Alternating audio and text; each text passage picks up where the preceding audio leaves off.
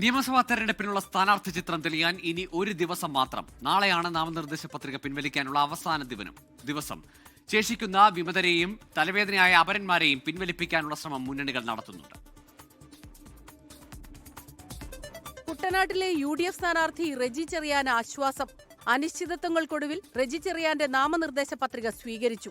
സത്യം ജയിച്ചെന്നും പരാജയഭീതി കൊണ്ടാണ് LDF പരാതി നൽകിയതെന്നും റെജി ചെറിയാന്റെ പ്രതികരണം.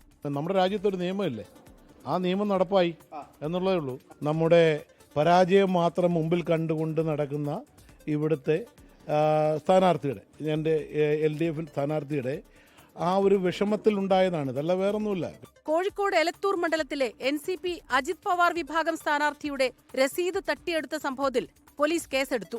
ജില്ലാ കളക്ടറുടെ പരാതിയിലാണ് നടപടി. നേമത്തെ BJP സ്ഥാനാർത്ഥി രാജീവ് ചന്ദ്രശേഖർ സ്വത്ത് വിവരങ്ങൾ മറച്ചുവച്ചുവെന്ന ആരോപണം കോൺഗ്രസ് ആവർത്തിച്ചു.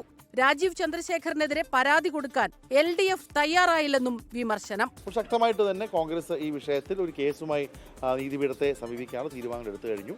ഒരു തുണ്ട് കടലാസിൽ പോലും ഒരു പരാതി കൊടുക്കാൻ, രാജീവ് ചന്ദ്രശേഖരനെതിരെ പരാതി കൊടുക്കുവാൻ LDF തയ്യാറല്ലായിരുന്നു. കണ്ണൂർ തോട്ടട പോളിടെക്നിക് കോളേജിൽ UDF സ്ഥാനാർത്ഥിയും SFI പ്രവർത്തകരും തമ്മിൽ വാക്കുതർക്കമുണ്ടായി.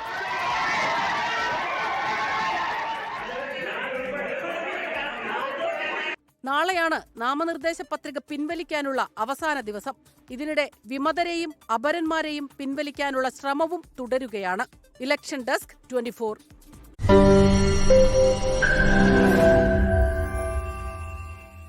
ലോകത്തെവിടെയായാലും ഏത് സമയത്തും 24 വാർത്തകളും ഓഗ്മെന്റഡ് റിയാലിറ്റി പാക്കേജുകളും എക്സ്പ്ലെയിനറുകളും വിശദമായി കാണാൻ ഞങ്ങളുടെ YouTube ചാനൽ നിങ്ങൾക്ക് സബ്സ്ക്രൈബ് ചെയ്യാം.